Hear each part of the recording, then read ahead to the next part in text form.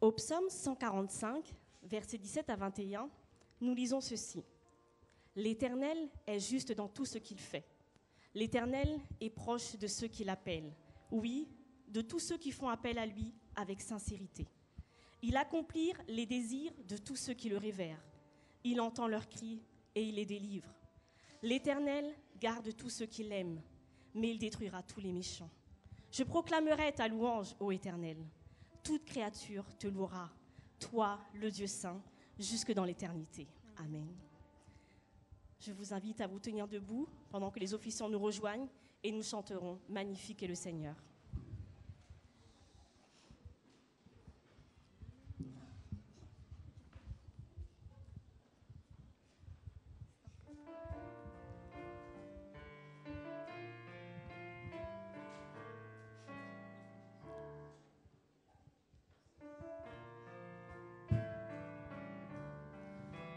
Magnifique est le Seigneur, tout mon cœur pour chanter Dieu.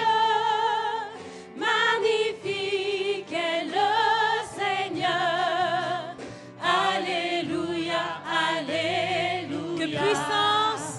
Que puissance, honneur et gloire reviennent au Dieu trois fois saint, aujourd'hui et à jamais. Alléluia, alléluia. Que puissance, honneur et gloire reviennent au Dieu trois fois saint, aujourd'hui et à jamais. Alléluia, alléluia. Alléluia, alléluia. Je vous invite à vous recueillir alors que nous prions ensemble.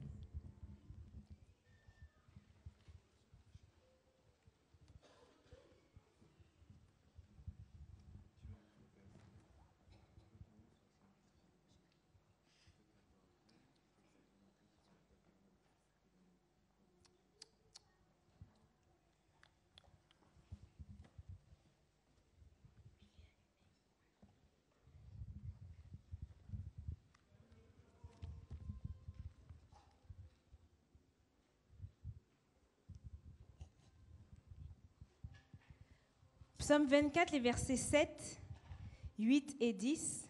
« Porte, élevez vos linteaux, élevez-vous, porte éternelle, que le roi de gloire fasse son entrée. » Mais qui est ce roi de gloire? L'Éternel, fort et puissant, l'Éternel, puissant dans les combats. Mais qui est donc ce roi de gloire? L'Éternel des armées, voilà le roi de gloire. Amen. Acclamons son saint nom par notre doxologie. Tu es vivant, tu es si grand.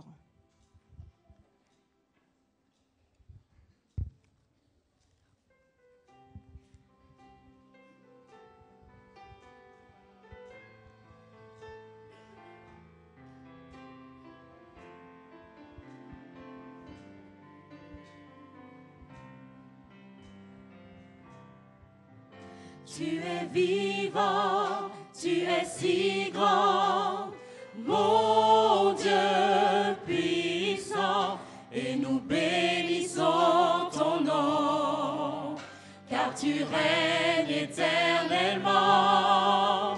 Tu es vivant, tu es si grand, mon Dieu puissant, dans nos cœurs résonne un chant. Père, nous élevons ton nom.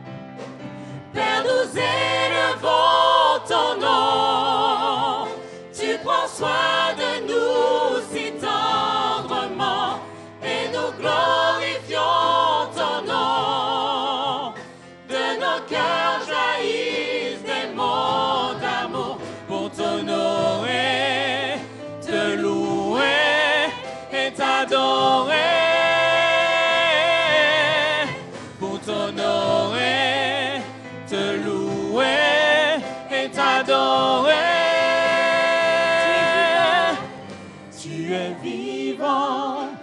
Tu es si grand, mon Dieu.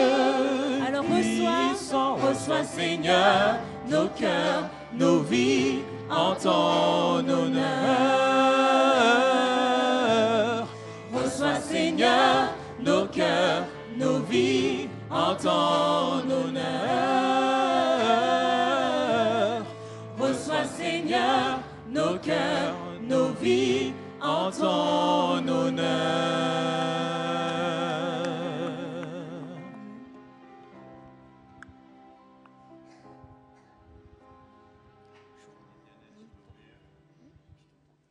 Nous te prions en cet instant, Seigneur, de bien vouloir nous accepter tels que nous sommes, avec nos soucis, nos fardeaux, et te prier de nous remplir de ton esprit, afin que nous soyons en mesure de communier avec toi. Veux nous accorder ta paix, ta miséricorde, ainsi que ta protection, et permets que nous restions en communion constante et que nous puissions, dans la communion fraternelle, nous préparer à te rencontrer. Merci Seigneur pour ce moment de louange, ce moment d'adoration. Et veuille nous remplir de ta joie. Ce sont les grâces que nous te demandons au nom de ton Fils Jésus-Christ. Amen.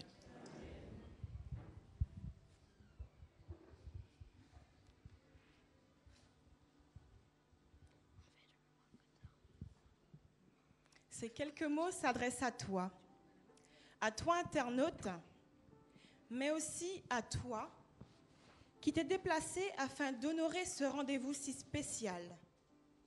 Reçois en cet instant toutes les bénédictions que Dieu en réserve pour toi. S'il t'a appelé à être présent aujourd'hui, en ce sabbat, c'est qu'il a quelque chose à te dire. Alors je suis heureuse de te souhaiter la bienvenue à la maison, chez toi. Bienvenue à tous.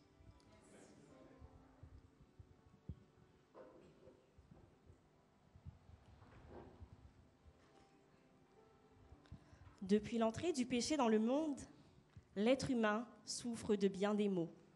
Mais notre Dieu, aimant et compatissant, a tout prévu dans son plan. Il nous tend ses bras et nous offre son pardon. Venons à lui d'un cœur contrit, brisé. Courbons la tête, fléchissons le genou devant lui et ouvrons-lui notre cœur. Et faisons monter vers lui les paroles du psaume 51, versets 9 à 12. « Purifie-moi du péché avec un rameau d'hysope, et je serai pur. Lave-moi, et je serai plus blanc que la neige. Fais que j'entende à nouveau les cris de joie et de l'allégresse. Les os que tu as brisés se remettront à danser. Ne regarde plus mes fautes, tous mes torts, efface-les. Ô Dieu, crée en moi un cœur pur, renouvelle-moi un esprit bien disposé. » Nous chanterons les paroles du chant « Annonce-moi l'allégresse ».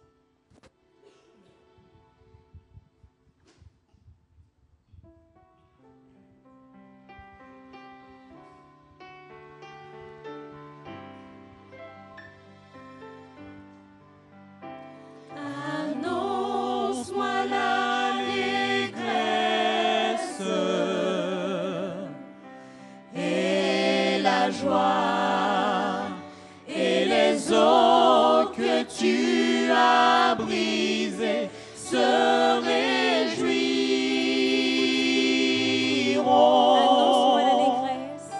Annonce-moi l'allégresse et la joie et les os que tu as brisés se réjouiront.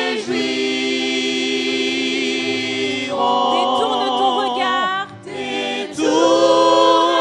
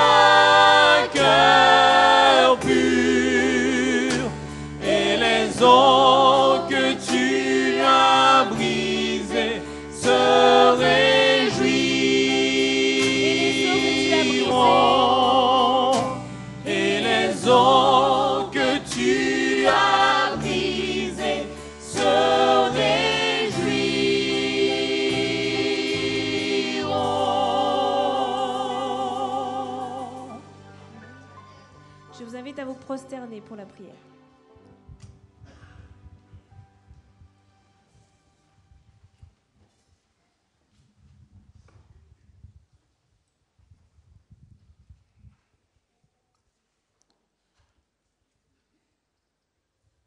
Éternel, notre Dieu, notre Père, c'est toujours une grande joie pour nous de nous retrouver chaque sabbat pour te louer, pour te rendre gloire, pour t'honorer, mais aussi pour t'entendre nous parler à travers les leçons de l'école du sabbat, à travers ces moments d'étude, mais aussi à travers ta parole prêchée.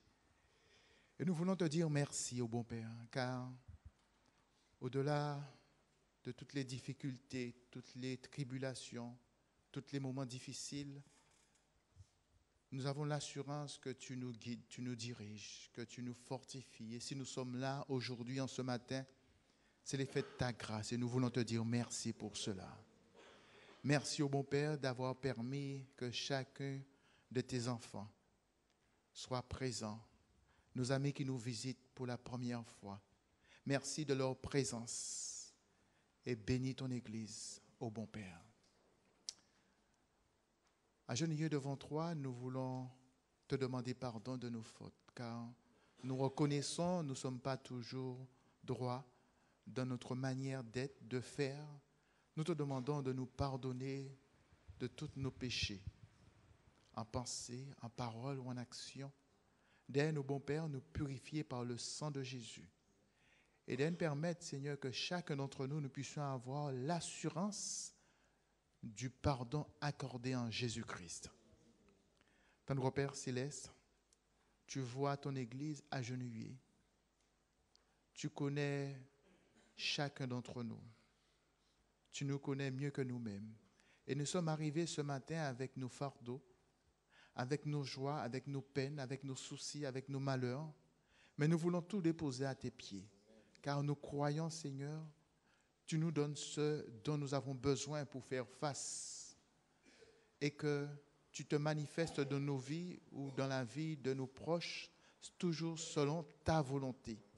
Tendre Père, d'aide nous permettre que nous puissions vraiment te rencontrer d'une manière spéciale en ce jour et que nous puissions repartir d'ici vivifiés.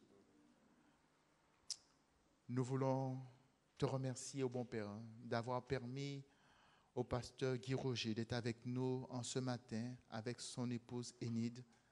Nous te demandons de bénir ce couple pastoral, de le bénir dans leur famille, de le bénir dans leur santé, de le bénir aussi dans leur ministère. Ô bon Père, je suis sûr que tu as donné un message pour ton peuple aujourd'hui. Qu'il puisse s'adresser à nous avec force et conviction comme tu lui permets de le faire. Et merci de l'utiliser ce matin pour nous parler comme tu le souhaites. Nous voulons te présenter, ô bon Père, ces dîmes et ces offrandes que nous avons apportées dans ta maison. Nous te demandons, ô bon Père, de guider ceux qui ont à gérer ces fonds, que ces fonds puissent contribuer à l'avancement de ton œuvre et que des hommes, des femmes, des jeunes gens, des enfants puissent entendre parler de toi et se donner à toi. Merci pour cette liberté d'expression que nous avons dans ce pays qu'est la France et principalement dans cette ville où nous sommes.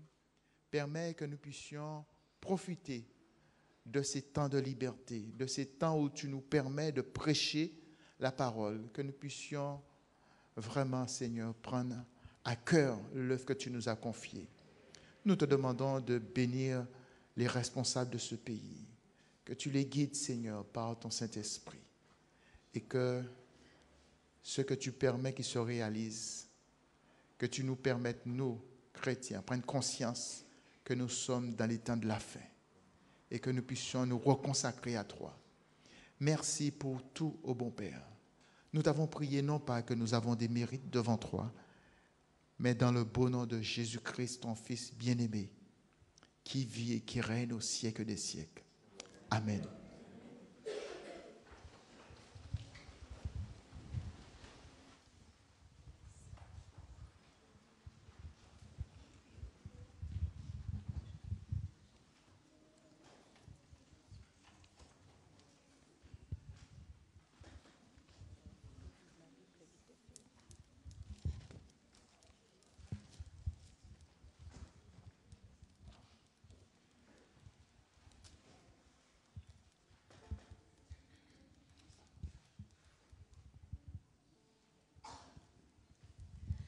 Ce matin, notre Dieu a un message tout spécial pour chacun d'entre nous. Et ce message dit ceci. Aie confiance en moi, l'Éternel, Dieu des armées. Amen. Au psaume 27, les versets 1, l'Éternel est ma lumière et mon salut. Alors de qui aurais-je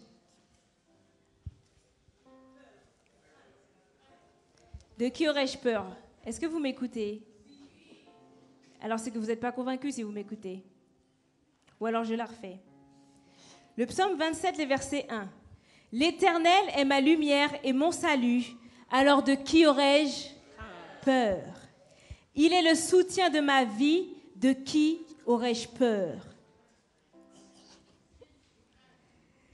Nous sommes une armée avec à la tête notre Dieu vivant, fidèle et puissant dans tous les combats. Psaume 121, les versets 3 à 8. Il ne permettra point que ton pied chancelle. Celui qui te garde ne sommeillera point. Voici, il ne sommeille ni ne dort, celui qui garde Israël. L'Éternel est celui qui te garde. Il est ton ombre à ta main droite. Pendant le jour, le soleil ne te frappera point, ni la lune pendant la nuit. L'Éternel te gardera de tout mal. Il gardera ton âme. L'Éternel gardera ton départ et ton arrivée dès maintenant et à jamais. Amen. Nos batailles sont remportées au nom de Jésus. Nous avons notre lieu à Villepinte, à Villiers-le-Bel. Amen. Notre Dieu répond à ses enfants. Il est vivant, n'est-ce pas? Et nous sommes ses enfants, nous sommes son armée. Nous devons désormais lui faire confiance. Chantons alors avec force, debout, au numéro 529 de nos hymnes et louanges, debout pour la Sainte Guerre. Le numéro 529 de nos hymnes et louanges.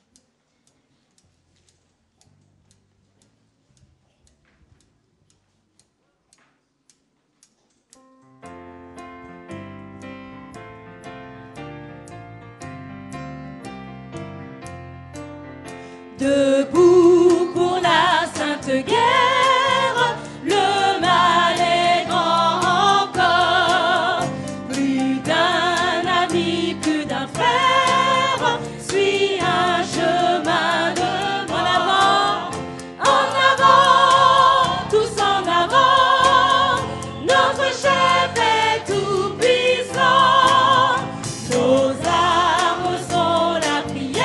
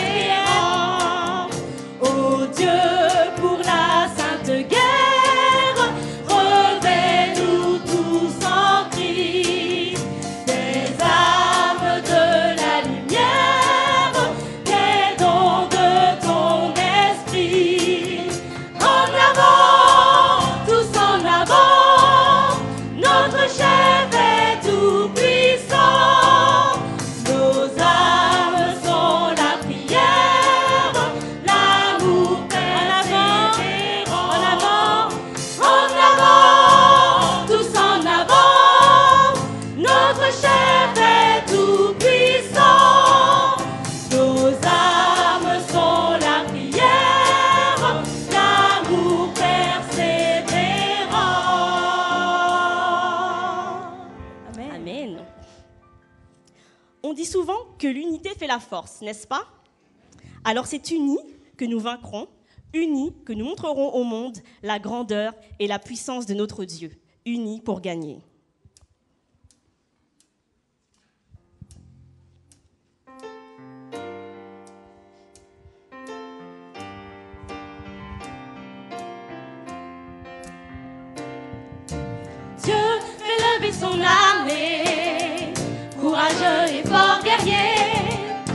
marchons fidèles au combat. Levez-vous, n'hésitez pas, le pays saisi par l'ennemi nous est rendu aujourd'hui. Engageons-nous d'un même cœur, car debout nous serons vainqueurs. Unis pour gagner, vainqueurs sur l'ennemi. Nous formons cette armée, luttons pour lui. Unis pour gagner, sa force est avec nous. Nous formons cette armée, toujours debout. Parfois meurtris ou blessés, nous perdons notre courage, mais Jésus est là pour nous aider. À nous défendre, il s'engage, ce qu'il promet s'accomplit, son pouvoir est infini. Engageons-nous d'un même cœur, car debout nous serons vainqueurs. Unis pour gagner, vainqueurs sur l'ennemi. Nous formons cette armée, luttons pour lui. Unis pour gagner, sa force est avec nous.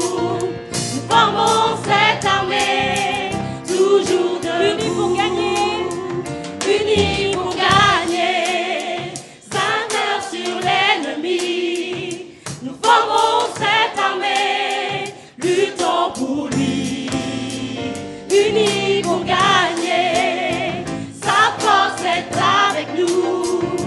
Nous formons cette armée, toujours debout. Nous formons cette armée, toujours debout. Nous formons cette armée, toujours debout. Amen. Vous pouvez vous asseoir. Merci. Voici venu le temps pour nos enfants de se rapprocher pour leur histoire qui leur sera racontée. Et pour les encourager, nous allons chanter ensemble « Je suis un jeune soldat ». Melvin, tu vas nous les ramener?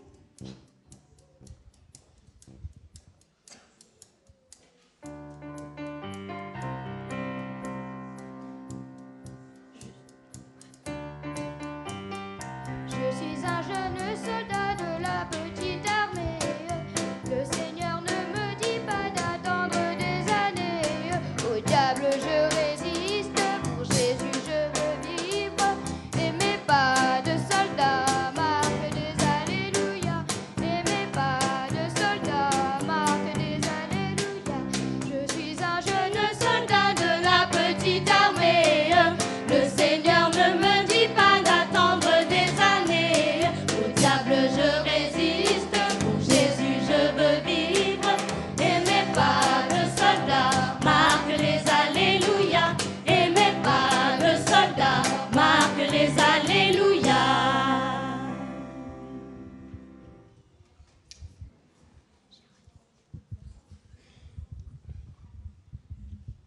Bonjour les enfants.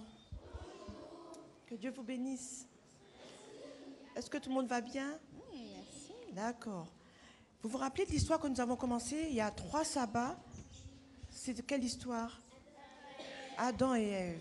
Alors, nous avons vu un Dieu tout-puissant, mais comme on n'a pas d'image, on ne mettra pas d'image. Nous avons vu également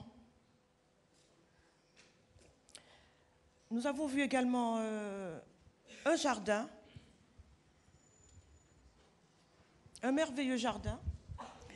Nous avons vu un homme, une femme, un serpent et un fruit. Alors, nous étions arrêtés sabbat dernier. Adam avait commencé, ou il voulait croquer ce fruit. Vous vous rappelez les enfants? Eh bien, figurez-vous qu'il l'a mangé. Il a croqué ce fruit. Eh oui. Est-ce que vous vous rappelez aussi? Voilà. Alors, une pomme, un jardin. Est-ce qu'on peut mettre un jardin? Tout le monde voit? Voilà, un beau jardin. Un jardin. Un arbre avec son fruit.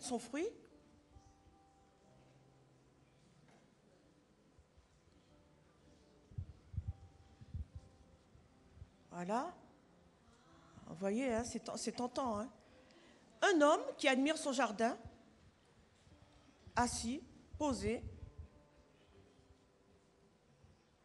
Une femme, on pense qu'elle se regardait dans un miroir, un lac. Elle s'arrangeait les cheveux.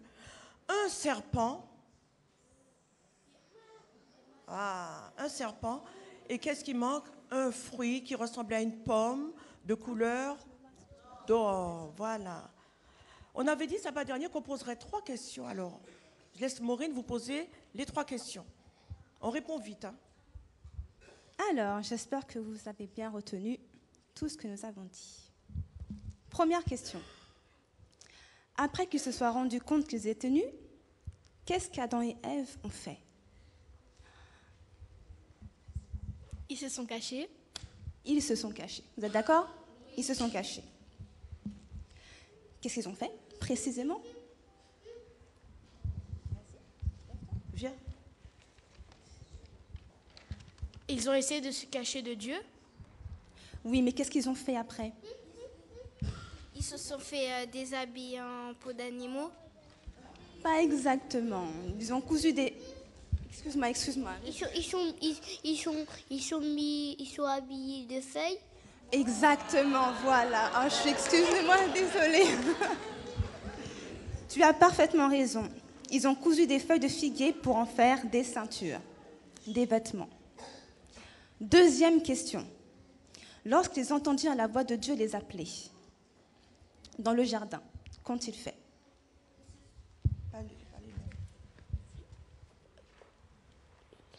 Ils sont restés dans leur cachette.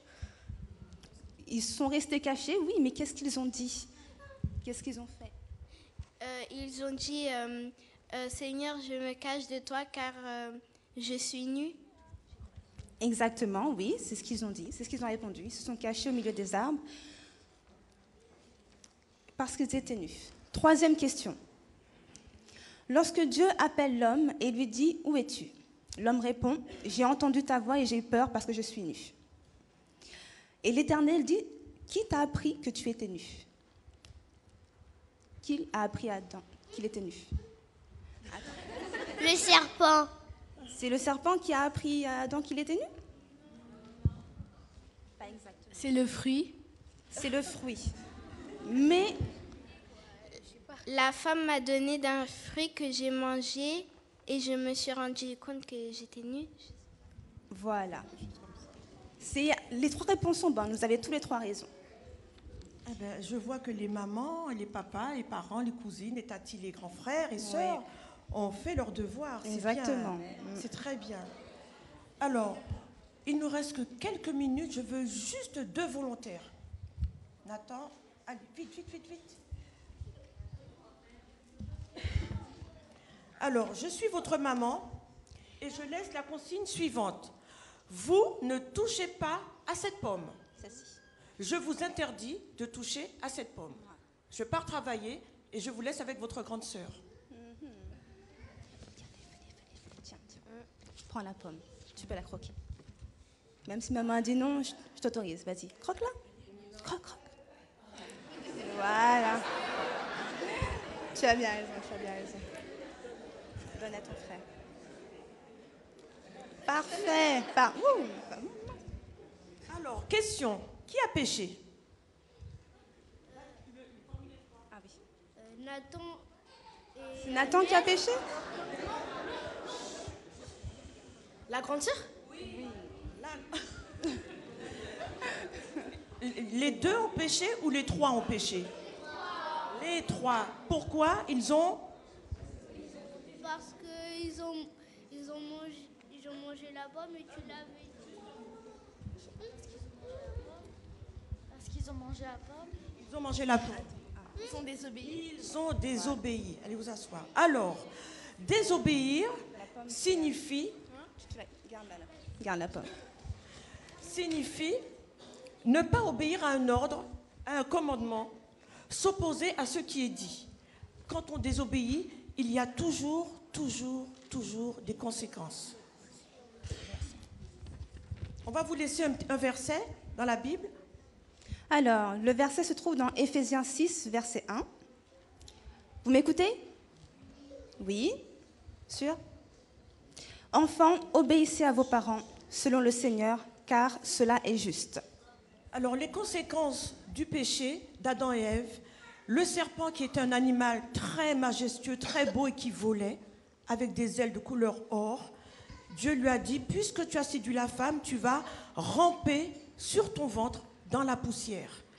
Adam, lui, il avait un geste à faire pour manger, cueillir un fruit, et depuis ce péché, il est obligé de labourer la terre, avoir mal au dos, avoir mal à la tête sous le soleil, pour pouvoir récolter ce qu'il a planté. Ève, quand elle a eu son premier enfant, elle a eu mal, parce que c'est les conséquences du péché.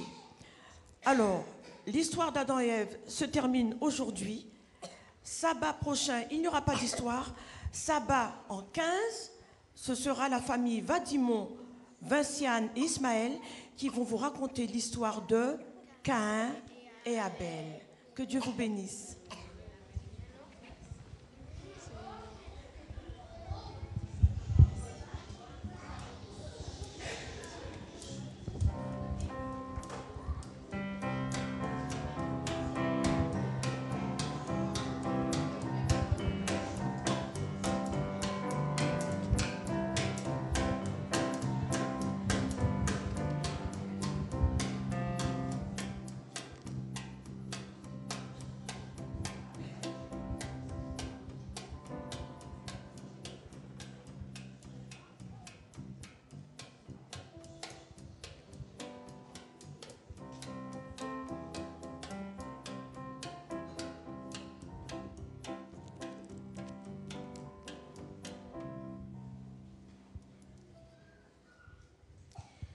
Lorsque notre Dieu est aux commandes de notre vie, de nos projets, nos ennemis auront beau rugir pour nous démotiver, pour nous terrasser, au nom de Jésus, en vain.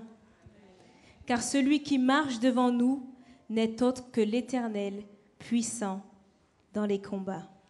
À ses côtés, la peur s'en va et une paix infinie s'installe. Amen. Psaume 46 et verset 12.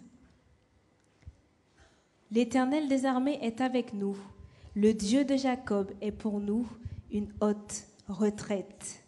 Apportons donc nos dîmes et nos offrandes avec foi à celui qui pour nous peut déplacer les montagnes. Amen. Chantons avec force au numéro 596 de nos hymnes et louanges. Et j'invite alors le service du diaconat à passer dans les rangs pour recueillir nos dons.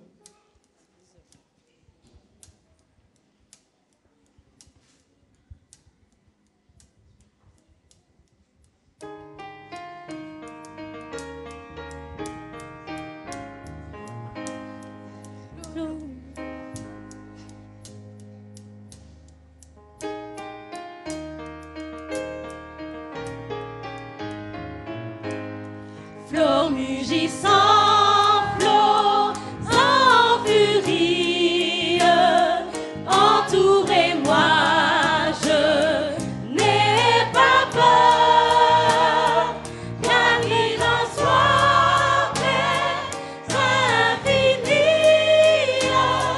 puisqu'à la barre est mon sauveur. Le gouvernail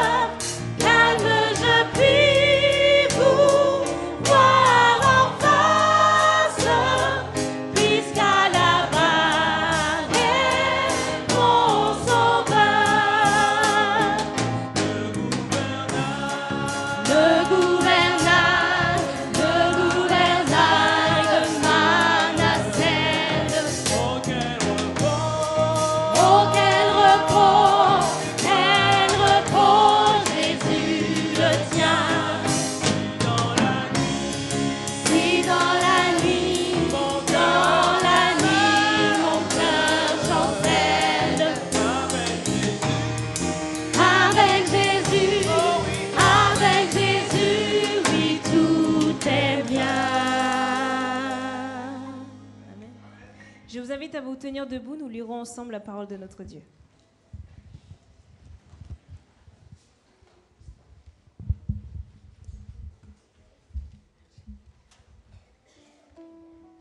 Bonsoir à tous. Je vous invite à ouvrir à l'Épître aux Hébreux, chapitre 11, du verset 1 à 3. Or, la foi, c'est la réalité de ce qu'on espère, l'attestation des choses qu'on ne voit pas, car par elle, les anciens ont reçu un bon témoignage. Par la foi, nous comprenons que le monde a été formé par une parole de Dieu, de sorte qu'on voit ne provient pas de ce qui est manifeste. Vous pouvez vous asseoir.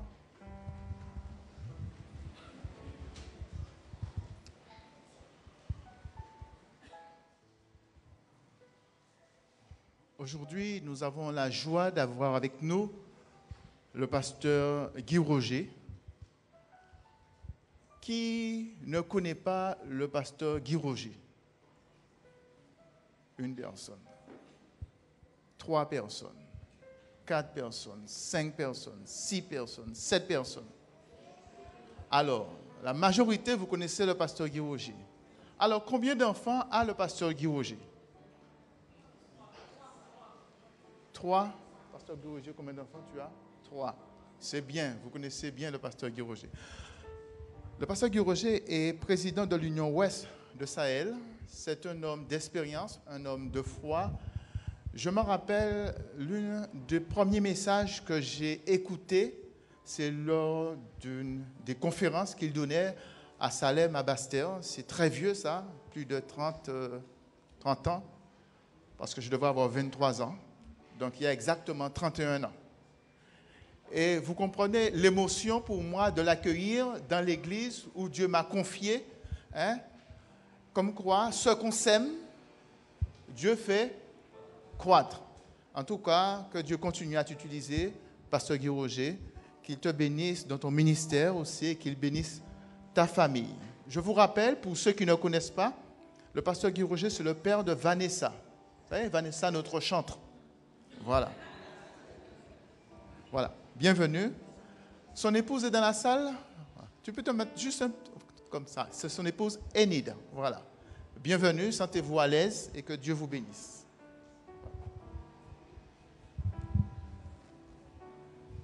Frères et sœurs et amis, bonjour. C'est un plaisir renouvelé d'être avec vous aujourd'hui, puisque cela fait à peu près 2 mois que nous nous sommes quittés. Nous voulons remercier le Seigneur particulièrement pour la grâce qu'il nous fait d'être vivants, ma femme et moi. Parce qu'au cours des dernières semaines, nous avons été littéralement assaillis par l'ennemi qui a voulu notre disparition lors d'une inondation à Dakar. Et ma femme revient de l'hôpital où les médecins eux-mêmes ont reconnu que c'est le Seigneur qui l'a tiré d'affaire. Merci. Merci pour vos prières et merci pour les prières que vous ferez parce que ce que le Seigneur souhaite, c'est que nous prions les uns pour les autres. Dans l'Église, on passe beaucoup de temps à parler des autres, mais pas souvent à prier les uns pour les autres. Je crois que c'est l'inverse. On devrait beaucoup plus passer de temps à prier les uns pour les autres, à se soutenir, à s'encourager, parce que nous n'avons qu'un seul ennemi, c'est le diable. On raconte l'histoire d'un homme, un funambule, qui émerveillait son public en marchant précautionneusement, bien sûr, sur un fil tendu au-dessus des chutes du Niagara. Et chaque jour, il maintenait son public en émoi dans le suspense, car la météo n'était pas toujours égale et son défi était toujours constant. Alors un jour, il décida de corser l'exercice et il arriva avec une brouette. Et il posa la question suivante. Qui croit que je peux traverser sur ce fil en poussant une bouette. Et vous imaginez que le silence que je constate ici était le même là-bas. Personne n'a osé lever la main, sauf un petit vieux qui était au fond de la foule et qui gesticulait pour qu'on le voie. Il a dit, moi, je crois. Alors l'homme l'a appelé. Il lui a dit, tu crois que je peux traverser? Il dit, oui, je crois. Je sais que tu es fort, que tu peux le faire. Alors le funambule lui a dit, monte dans la bouette. Ce matin, nous allons parler de la foi et de manière pratique. Je vais vous inviter à prier le Seigneur. Éternel notre Dieu, une fois de plus, nous te prions de nous accorder ta grâce, de prendre soin de chacun de nous écouter et de faire en sorte que nous soyons prêts à marcher avec toi. Veuille nous remplir de ton esprit et nous guider. Ce sont les grâces que nous te demandons. Au nom de Jésus-Christ, ton Fils. Amen. Alors la question est, qu'est-ce que la foi?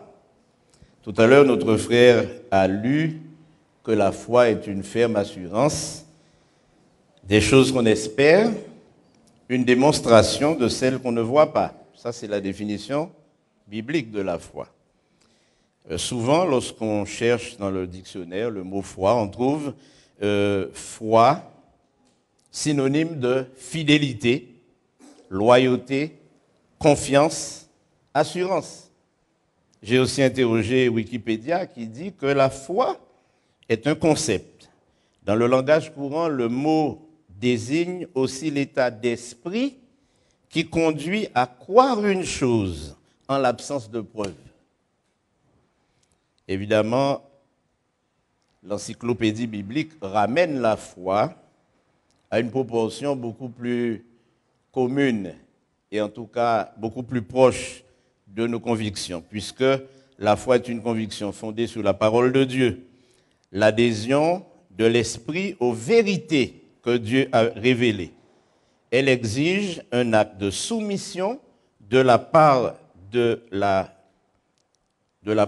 volonté de celui qui reconnaît la véracité de la révélation divine. Alors évidemment, la question serait, mais d'où vient la foi? Et c'est l'apôtre Paul qui répond. En Romains 10, verset 17, il déclare, « Ainsi la foi vient de ce qu'on entend, et ce qu'on entend vient de la parole de Christ. » Mais j'avoue que cette définition est de nature à donner mal à la tête. La foi est une ferme assurance des choses qu'on espère et une démonstration de celles qu'on ne voit pas. C'est une explication inexplicable.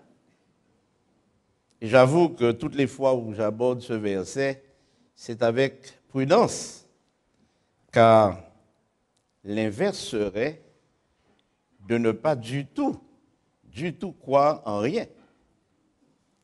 Évidemment,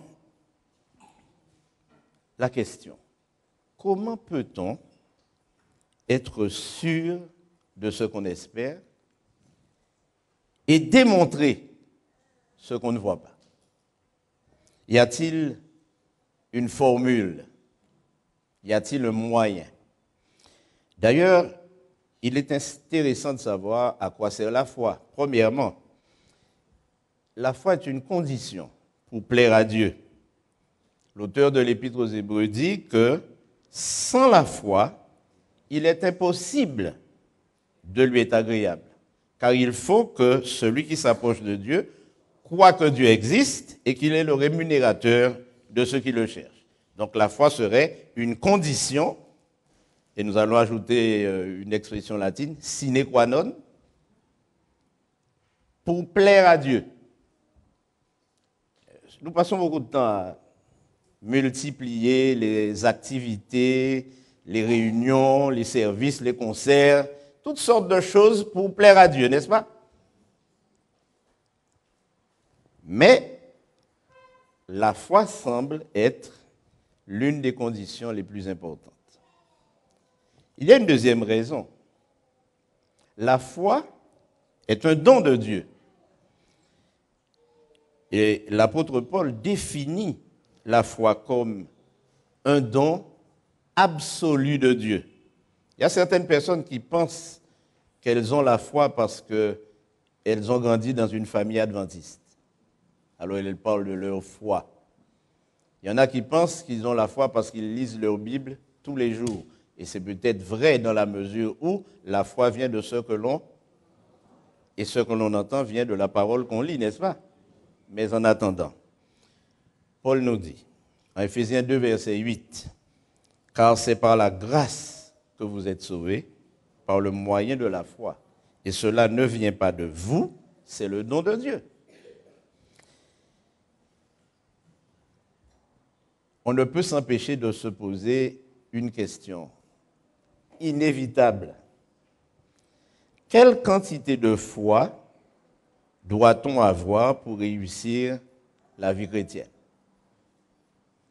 Est-ce que quelqu'un voudrait oser donner une réponse juste? Quelle quantité de foi?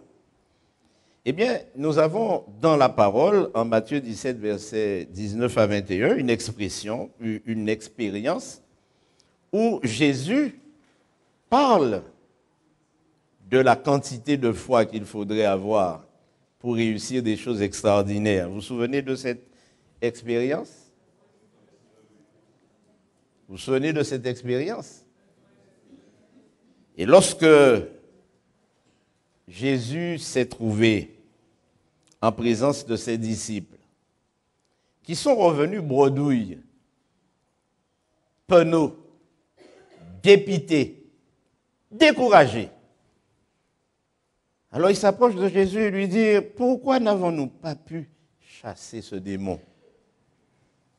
Et Jésus leur dit, « C'est à cause de votre incrédulité. » Je vous le dis en vérité, et ça, cela fait référence à une autre expérience.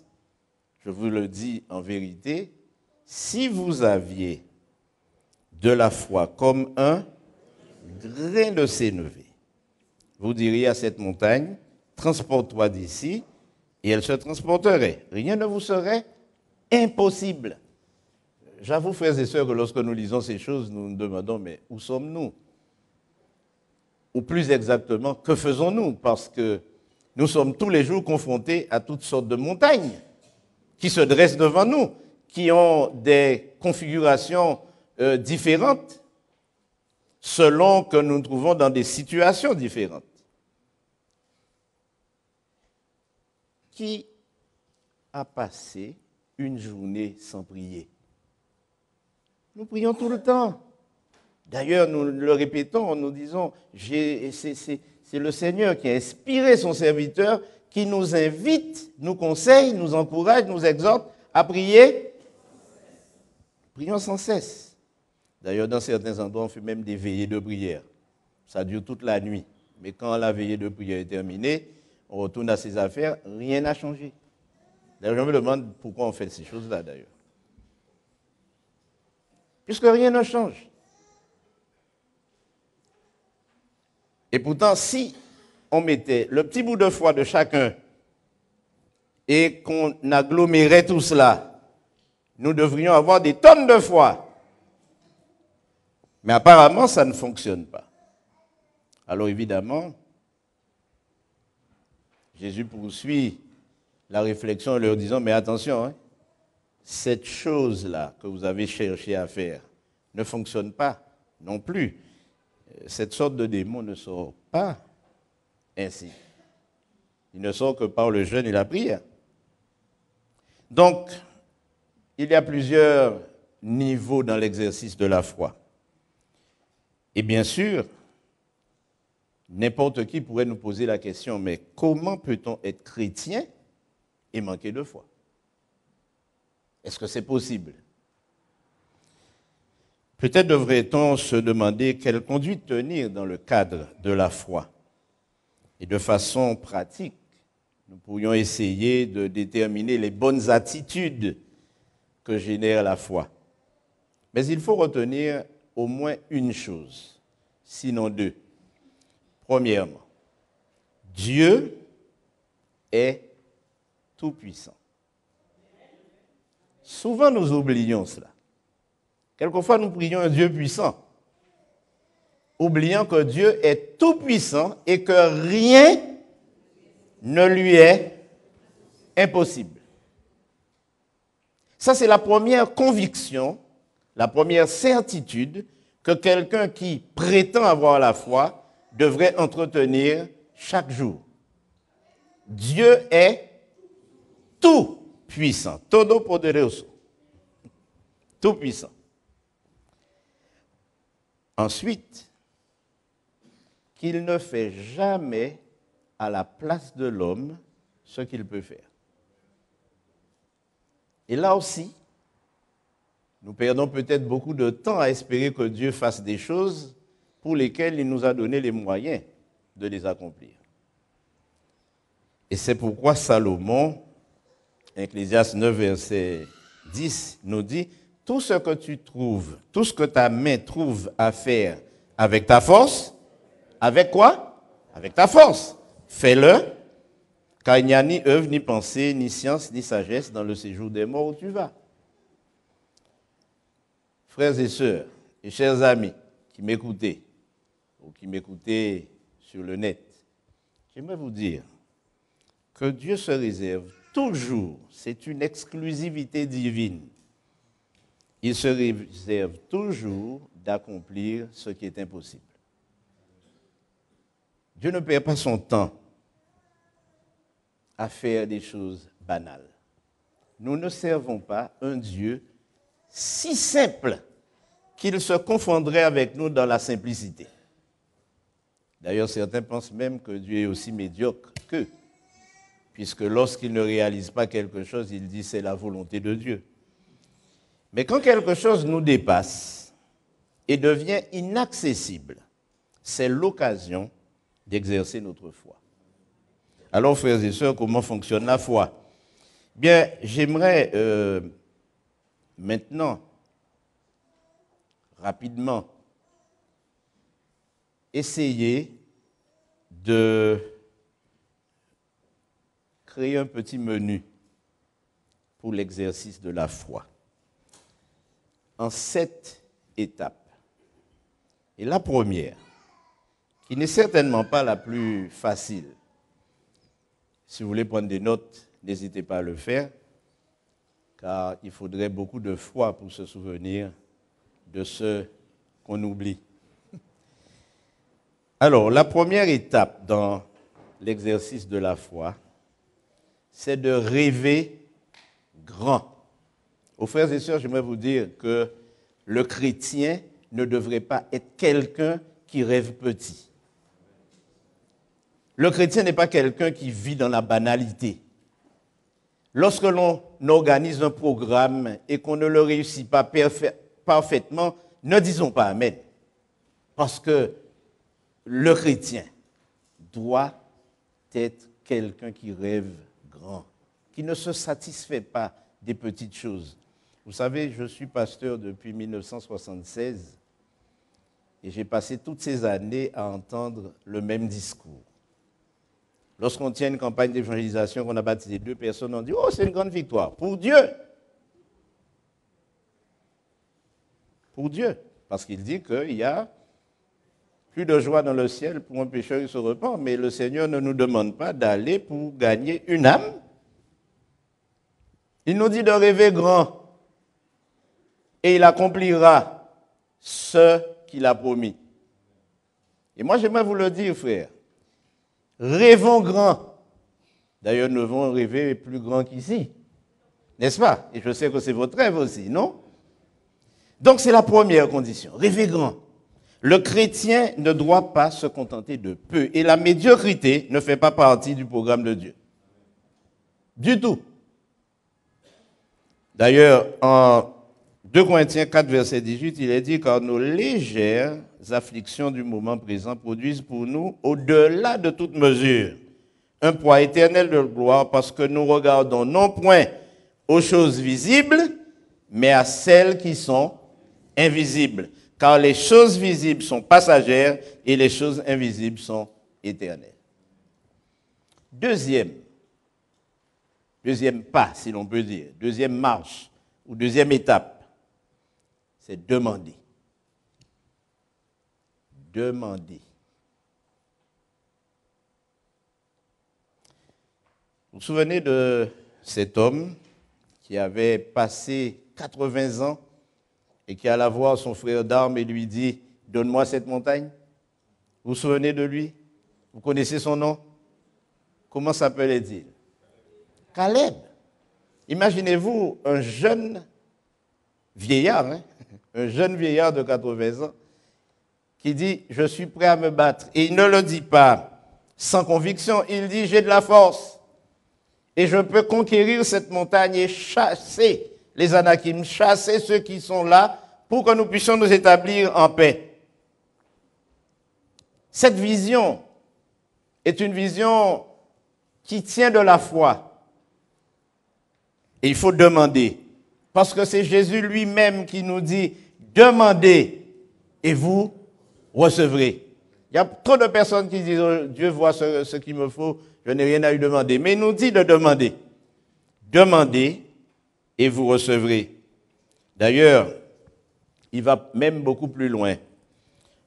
En Matthieu 21, verset 22, il dit, je vous le dis en vérité, si vous aviez de la foi et que vous ne doutiez point, non seulement vous feriez ce qui a été fait à ce figuier, mais quand vous diriez à cette montagne, ôte-toi de là, jette-toi dans la mer, cela se ferait. Tout ce que vous demanderez avec foi par la prière, vous le recevrez. Amen. Demander. Demander est une étape importante. Mais on doit le faire comment? Avec foi. Alors, évidemment, lorsque l'on rêve, lorsqu'en plus on ajoute à son rêve un acte aussi banal que demander, encore que il y a des gens qui n'aiment pas demander. J'aimerais vous dire que il y a beaucoup de personnes qui, plutôt que de demander, préfèrent mourir de honte ou mourir dans leur dignité. Demander n'est pas toujours facile. Je me souviens d'une expérience que j'ai faite où quelqu'un me disait, écoute Guy, n'oublie pas que lorsque tu demandes, il y a 2 réponses possibles. Oui ou non. Si tu choisis de ne pas demander, la seule réponse que tu auras, c'est non. Donc quand nous demandons, nous devons savoir qu'il y a 2 réponses possibles. Oui ou non. Mais si c'est non que nous obtenons, nous devons partir en nous disant qui est refusé n'est pas battu. On va demander encore et encore et encore. D'ailleurs, Jésus a raconté l'histoire d'une dame qui n'a pas cessé de demander et finalement elle a obtenu ce qu'elle souhaitait. Donc demander n'est pas numérisé. On n'est pas en train de dire combien de fois il faut demander. Mais Jésus dit demandez. Ayez cette attitude qui consiste à être demandeur et vous recevrez. Et ceci nous amène à la 4e. Pardon? 3e étape. J'ai franchi une étape. Croire que cela est possible. Si vous rêvez, je connais des gens qui disent ce n'est pas possible. On rêve grand, mais on pense que ça ne va pas marcher. Il y a beaucoup de personnes qui fonctionnent dans leur foi ainsi. Si vous demandez, vous recevrez. Mais si vous croyez que cela est possible, Jésus nous dit que cela va marcher. D'ailleurs, en Marc 10, verset 27, Jésus les regarda et dit, « Cela est impossible aux hommes, mais non à Dieu, car tout est possible à Dieu. » Et je vous invite à lire Matthieu 19, verset 26, Marc 9, verset 23, vous le ferez à la maison puisque le temps est compté. Mais ceci doit nous amener à penser que lorsque nous nous approchons de Dieu par la foi, nous ne pouvons amener en même temps nos doutes.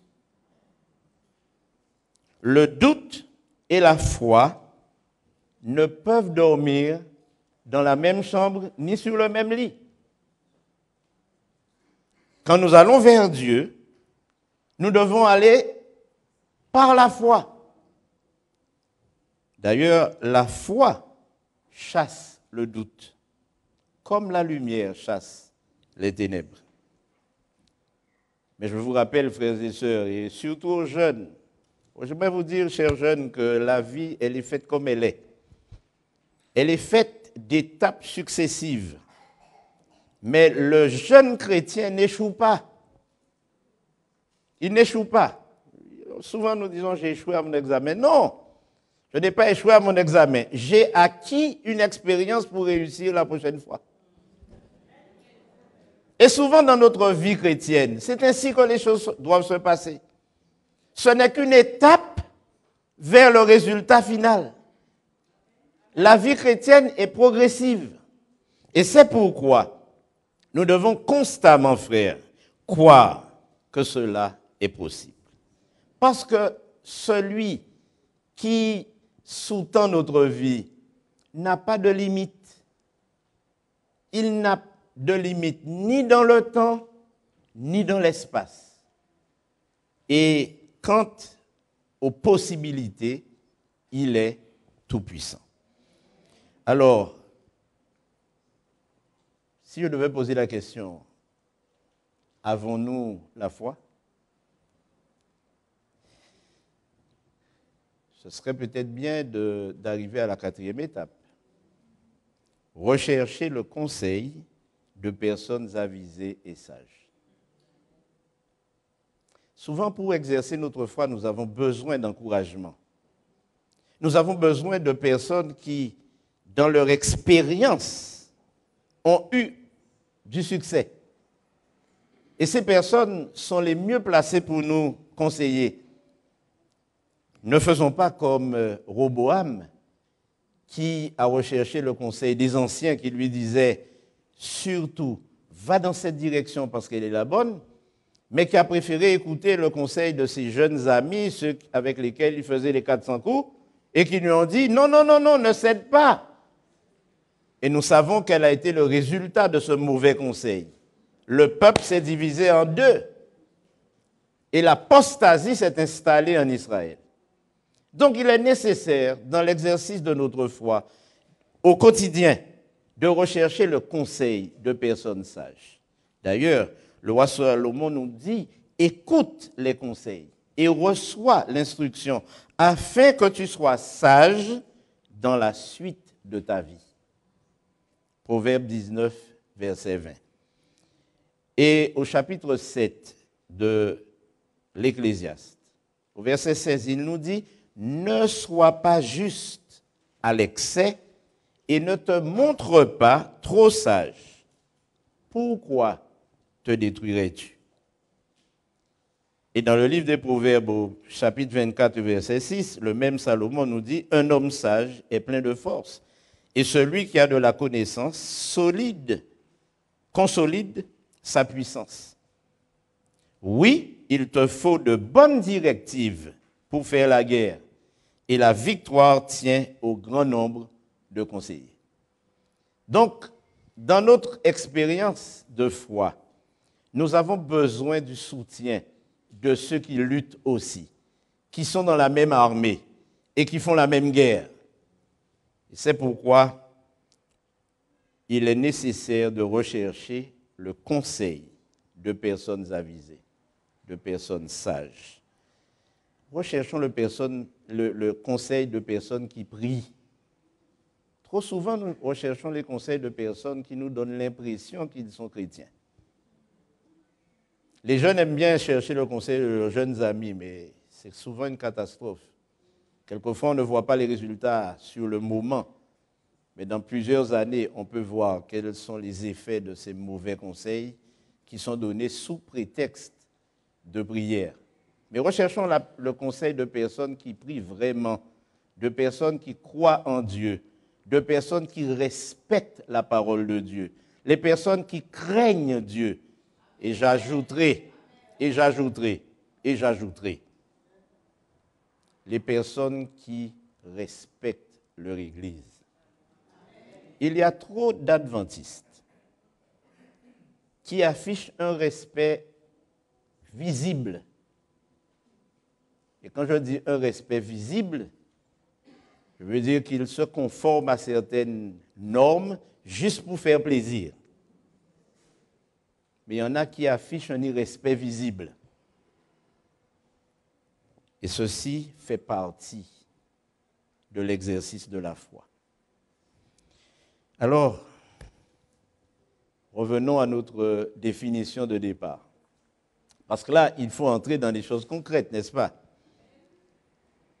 Et la 5e étape, c'est agir avec anticipation. Je crois que dans l'exercice de la foi, c'est la chose la plus compliquée, la plus complexe même. Agir avec anticipation. Mais en Marc 11, 24, Jésus prit la parole et leur dit, « Ayez foi en Dieu. Je vous le dis en vérité, si quelqu'un dit à cette montagne, ôte-toi de là et jette-toi dans la mer, et s'il ne doute point en son cœur, mais croit que ce qu'il dit arrive, il le verra s'accomplir. » Agir avec anticipation. C'est pourquoi je vous dis, tout ce que vous demanderez en priant, croyez que vous l'avez reçu et vous le verrez s'accomplir. Et pour nous qui sommes habitués à grimper de dures côtes, là nous sommes au pied. En Martinique, il y a de très belles côtes. L'Estrade, c'est ça. C'est une petite. Il y en a de plus solides. J'ai eu l'occasion de parcourir tout le nord et il faut une bonne voiture pour aller par là. Et quand on descend jusqu'à Grand-Rivière, eh bien c'est précisément dans ces situations que la foi a de l'importance. Maintenant, il s'agit de voir, d'agir avec anticipation. Et Jésus dit, si vous demandez avec foi, mais il ajoute quelque chose d'important, sans douter. Oh mes frères, c'est la chose la plus compliquée qu'un homme puisse faire, ne pas douter. D'ailleurs, on appelle ça le doute, pour ceux qui ont fait un petit peu d'études, le doute cartésien. Alors, on se permet de douter, n'est-ce pas? Mais ça a une raison. Mais Jésus dit, s'il ne doute point, tout ce que vous demandez, en priant, croyez que vous l'avez reçu et vous le verrez s'accomplir. Et que de fois n'avons-nous pas vu dans notre esprit les choses et jamais, mais jamais, dans les faits. D'ailleurs, ça me pousse à vous raconter l'histoire de deux enfants. C'était la période de Noël. Bientôt, ça sera Noël. On va chanter Noël. Chanter Noël à l'antillaise, c'est pas n'importe quoi. Alors, ces deux garçons avaient écrit au Père Noël, sans savoir qu'ils écrivaient à leur papa. Enfin, nous ne voulons pas non plus dévoiler toutes choses aux enfants qui continuent de croire au Père Noël. Et alors, l'un avait écrit, papa, donne-moi, Père Noël, j'aimerais que tu m'offres un vélo, VTT. Et l'autre avait dit, je veux que tu me donnes un poney. Un poney. Bien. Et puis, le Père Noël est passé. Et le petit qui avait demandé un VTT a reçu un vélo. Passons à la 6e étape et je vais vous raconter le reste de l'histoire tout à l'heure. La 6e étape, c'est attendre. Attendre. S'il y a un moment difficile dans l'expérience de foi, c'est l'attente. Nous avons toujours l'impression que Dieu n'entend pas, qu'il ne comprend pas notre prière, qu'il a un autre plan, mais il ne nous le montre pas, n'est-ce pas? L'attente.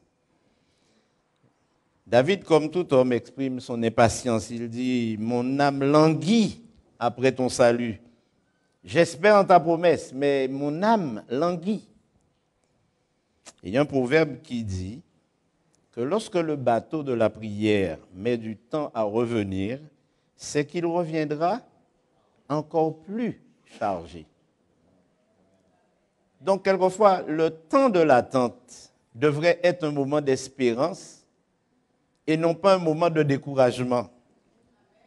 C'est le prophète Jérémie qui nous dit quelle est la conduite à tenir. En Lamentation 3, versets 25 et 26, il dit « L'Éternel a de la bonté pour qui espère en lui. Pour l'âme qui le cherche, il est bon d'attendre en silence le secours de l'Éternel. » L'attente, qui est certainement un moment très important, peut-être même le plus important,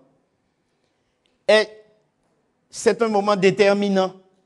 Parce que c'est dans ce moment-là que nous pouvons justement perdre la foi. L'attente.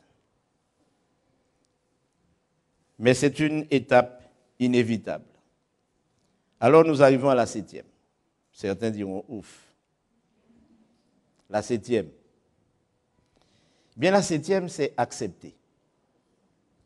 Parce que nous pouvons rêver grand, nous pouvons faire quoi encore? Demander, nous pouvons croire que cela est possible, rechercher le conseil des amis, agir avec anticipation, c'est-à-dire commencer à prendre la posture de ce que nous souhaitons.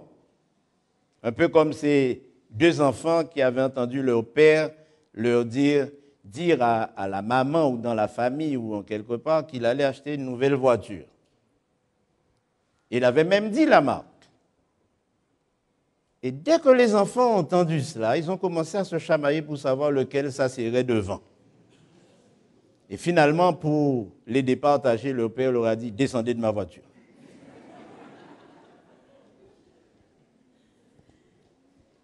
Si un moment réellement compliqué, difficile, frustrant, stressant, c'est la dernière étape. Accepter. Après avoir franchi toutes les premières, qui sont de véritables obstacles, après avoir espéré, après avoir prié, après avoir entretenu une confiance aveugle, il faut accepter la volonté de Dieu. C'est Jésus qui nous incite à accepter la volonté de Dieu. Dans la prière qu'il fait, il nous dit, il nous apprend à dire que ta volonté soit faite. Et pourtant, nous acceptons bien la réponse de Dieu quand elle nous arrange. Alors je reviens à mon histoire. Les enfants ont suivi, n'est-ce pas? Ils avaient demandé quoi? Un avait demandé un vélo, VTT, et l'autre avait demandé un poney. Alors celui qui avait reçu le vélo entra dans la chambre de son père, fâché parce que le père n'avait pas d'argent pour lui payer un VTT. Il lui avait pris un vélo ordinaire. Il est entré en disant à son père, « Papa, c'est pas possible. Pourquoi m'as-tu offert ce vélo ?» D'ailleurs, il savait que c'était son père qui l'avait acheté parce que le Père Noël lui aurait certainement donné un vélo VTT. Et après avoir tempêté, on a vu entrer son petit frère avec une petite boîte. Et le petit s'est mis presque à genoux devant son père pour le remercier en lui disant, « Papa, je te remercie. Je suis heureux pour le poney. Je savais que tu étais bon. Je savais que tu exaucerais ma prière. » Au fond, le père n'avait pas d'argent pour acheter un poney. Il est allé dans la campagne, il a ramassé des crottes de poney, des excréments, qu'il a mis dans une petite boîte et qu'il a déposé au pied de l'arbre de Noël. Et le petit était content parce qu'il s'est dit, si il a déjà ça, alors il aura le poney vraiment. La foi doit fonctionner ainsi, mes frères. Accepter la réponse. Le grand problème que nous avons, c'est d'accepter ce que Dieu veut. D'ailleurs, on raconte l'histoire d'un vieux Chinois. Vous l'avez certainement entendu, cette histoire. Un vieux Chinois qui avait un fils et un vieux cheval. C'est ce cheval qui nourrissait le père et le fils. Mais un matin, quand il s'est réveillé, le cheval a disparu. Plus rien. Et le fils est venu lui annoncer la triste nouvelle. Et les voisins ont appris que le cheval avait disparu. Alors ils sont venus en délégation, comme d'habitude, tristes, la mine affaissée en lui disant, « Oh, c'est dommage, tu as perdu ton cheval, comment vas-tu manger? C'est embêtant parce que c'était le seul revenu que tu avais. Et voilà, quand tu l'as perdu. » Et le vieux Chinois lui répondit, « Si c'est la volonté de Dieu, je l'accepte. » Et ils sont repartis, tristes, bien sûr. Mais le lendemain matin, le vieux Chinois a été réveillé par des hennissements multiples. Il regarde par la fenêtre et il voit 7 chevaux. Alors les voisins sont accourus en disant, « Ah, le Seigneur t'a béni. Voilà maintenant que tu as 7 chevaux. » En fait, le vieux cheval était allé dans la campagne et avait ramené 6 autres camarades. Et les voisins sont venus en disant, « Ah, tu es un homme riche. Là, maintenant, tu vas gagner de l'argent. » Et le vieux Chinois lui dit, « Si c'est la volonté de Dieu, je l'accepte. » Au cours de la journée, le jeune garçon a essayé de dresser les 6 chevaux. Le problème, c'est qu'en essayant de dresser un récalcitrant, il est tombé et s'est cassé une jambe. Alors les voisins sont revenus en disant, « Ah, tu vois comment sont les choses, la vie est bizarre. Maintenant que tu es riche et que tu as 7 chevaux, voilà que ton fils se casse une jambe, il ne pourra plus les dresser. Et comment maintenant vas-tu faire pour vivre? » Et le vieux Chinois lui dit, « Si c'est la volonté de Dieu, je l'accepte. » Et alors que le vieux essayait de soigner son fils et que ce dernier recouvrait un peu de force, un seigneur qui habitait non loin de là est arrivé dans le village. Il a pris tous les garçons valides pour les emmener à la guerre et le seul qui est resté, c'était celui qui avait la jambe cassée. Et alors les voisins sont revenus en disant, « Ah, voilà, Dieu n'a pas été bon envers nous, mais il t'a béni parce que tu as encore ton fils, mais nous avons perdu les nôtres. » Et le vieux Chinois dit, « Si c'est ce que Dieu veut, je l'accepte. » Alors, frères et sœurs, je terminerai par une question cruciale. Connaissez-vous la volonté de Dieu? Qui connaît la volonté de Dieu? Souvent, lorsqu'il est question de la volonté de Dieu, c'est lorsqu'on cherche un mari, qu'on cherche une femme, qu'on cherche un travail. Souvent, on pose le problème de la volonté de Dieu lorsqu'on on est à la recherche d'un bien matériel. Est-ce que c'est cette voiture que je dois acheter? Seigneur, dis-moi si c'est celle-là. Je l'ai déjà choisie. Mais est-ce que nous connaissons vraiment la volonté de Dieu? Mais si nous ne la connaissons pas, Dieu l'exprime clairement et il l'a exprimé déjà clairement. On n'a pas besoin de chercher bien loin. Lisons 1 Thessaloniciens 4, versets 3 à 8. Et le verset 3 en particulier. Il dit, ce que Dieu veut, donc c'est bien sa volonté, non? C'est quoi? C'est votre sanctification. C'est que vous vous absteniez de l'impudicité. C'est que chacun de vous sache posséder son corps dans la sainteté et l'honnêteté, sans vous livrer à une convoitise passionnée, comme font les païens qui ne connaissent pas Dieu. C'est que personne n'use envers son frère de fraude et de cupidité dans les affaires, parce que le Seigneur tire vengeance de toutes ces choses. Comme nous vous l'avons déjà dit et attesté, car Dieu ne nous a pas appelés à l'impureté, mais à la sanctification. Celui donc qui rejette ces préceptes ne rejette pas un homme, mais Dieu, qui vous a aussi donné son Saint-Esprit. Frères et sœurs, la volonté de Dieu, c'est votre sanctification. Avant de rechercher avec foi, par la prière, toutes sortes de choses, demandons au Seigneur, avec foi et par la prière, de conduire notre vie dans la sanctification. C'est la plus importante. Et c'est Jacques qui nous donne encore un élément de support. Si l'un de vous manque de sagesse, qu'il la demande à Dieu, qui donne à tous simplement et sans faire de reproche, et elle lui sera donnée. Mais qu'il la demande avec foi, sans douter. Car celui qui doute ressemble aux vagues de la mer que le vent soulève et agite de tous côtés. Qu'un tel homme ne s'imagine pas qu'il recevra quoi?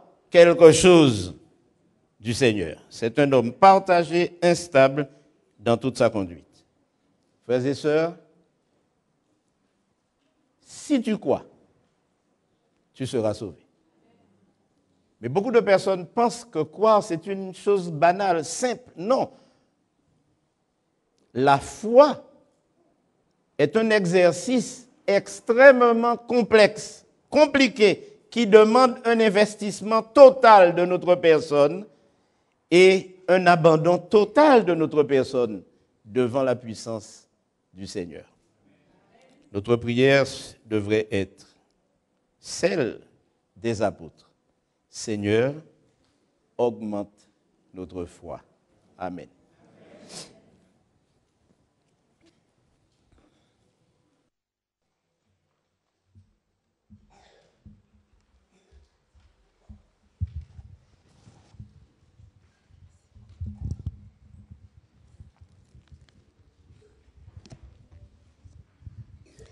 Croire en notre Dieu est notre force. Apprenons à lui faire confiance et avançons pas à pas sur le chemin qu'il a tracé pour nous. Disons au Seigneur, conduis-moi et je te suivrai. Je vous invite à vous tenir debout et nous chanterons les paroles de ce chant. Conduis-moi et je te suivrai.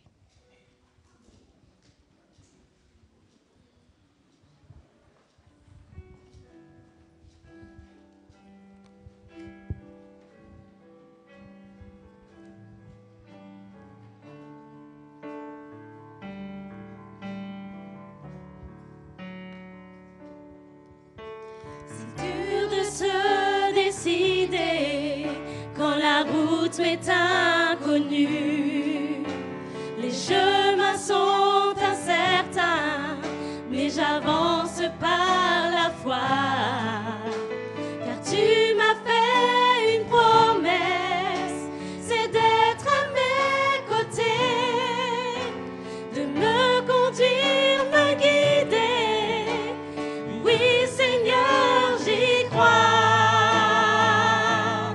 Conduis-moi et je te suivrai.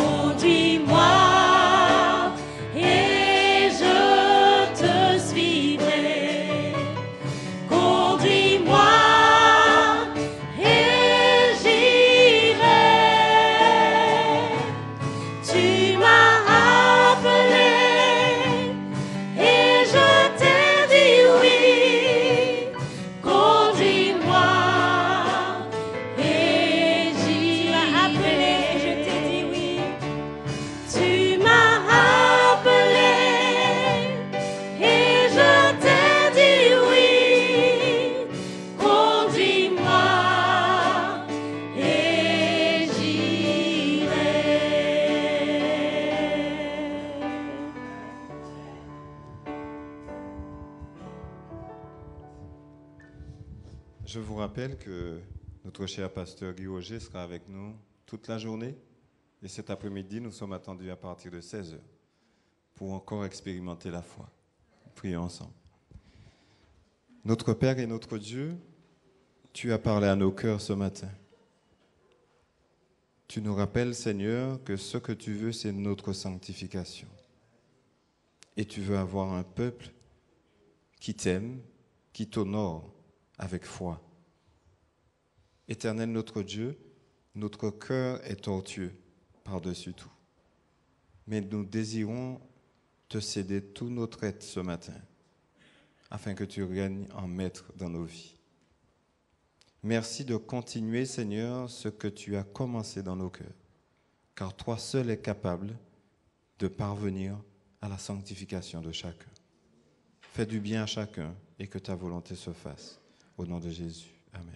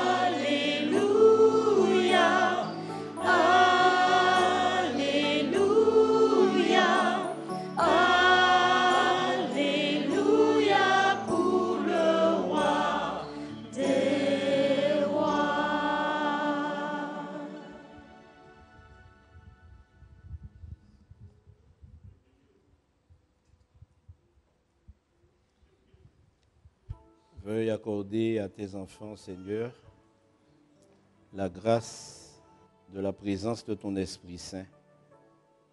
Veuille remplir nos cœurs de la joie et de la paix, et que ta miséricorde se manifeste en grande bénédiction pour chacun de nous. C'est au nom de Jésus-Christ que nous te le demandons. Amen.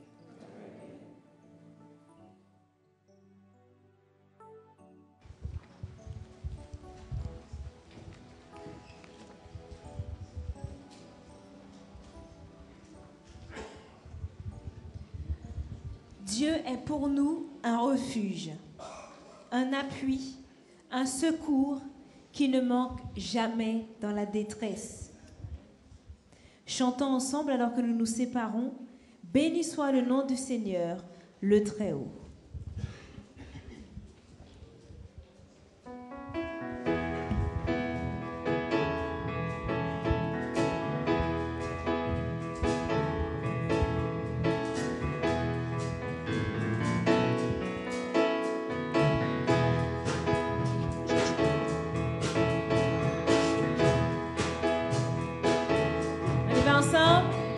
Béni soit le nom du Seigneur.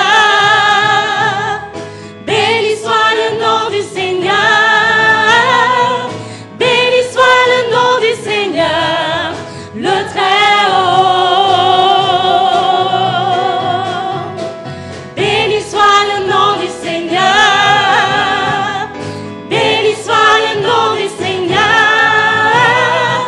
Béni soit le nom du Seigneur, le Très-Haut. Le nom du Seigneur est un refuge. Le juste accourt dans ses murs pour être sauvé. Oui, le nom du Seigneur. Le nom du Seigneur est un refuge. Le juste accourt dans ses murs pour être sauvé. Glorifions le nom du Seigneur. Glorifions le nom du Seigneur. Glorifions le nom du Seigneur. Glorifions le nom du Seigneur, le Très-Haut. Glorifions le nom du Seigneur.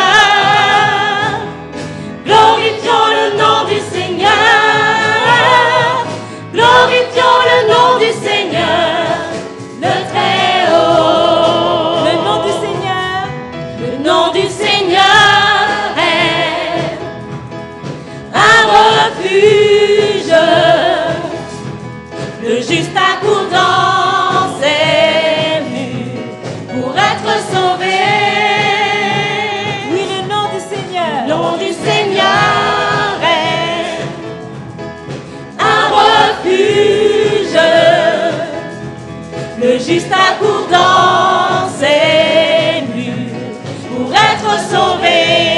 Béni soit le nom, béni soit. Béni soit le nom du Seigneur. Béni soit le nom du Seigneur. Béni soit le nom du Seigneur, le Très-Haut. Béni soit le nom du Seigneur. Béni soit le nom du Seigneur. Béni soit le nom du Seigneur. Béni soit le nom du Seigneur. Béni soit le nom du Seigneur. Béni soit le nom du Seigneur. Béni soit le nom du Seigneur, le Très-Haut. Amen. Amen. Je veux te louer, oui, toi qui m'as aimé.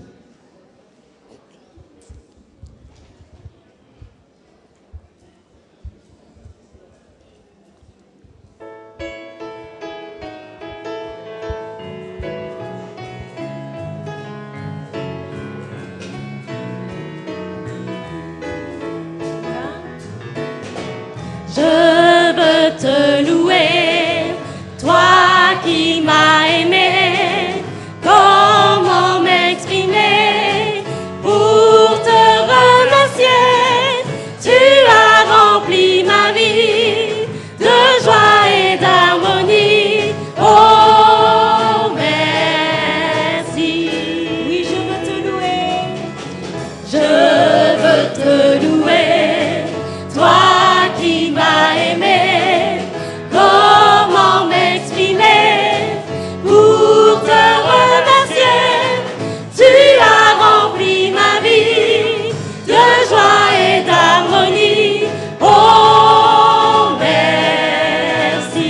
Je veux te louer encore une fois. Je veux te louer, toi qui m'as aimé. Comment m'exprimer pour te remercier? Tu as rempli ma vie de joie et d'harmonie. Oh, merci. Tu as rempli ma vie. Tu as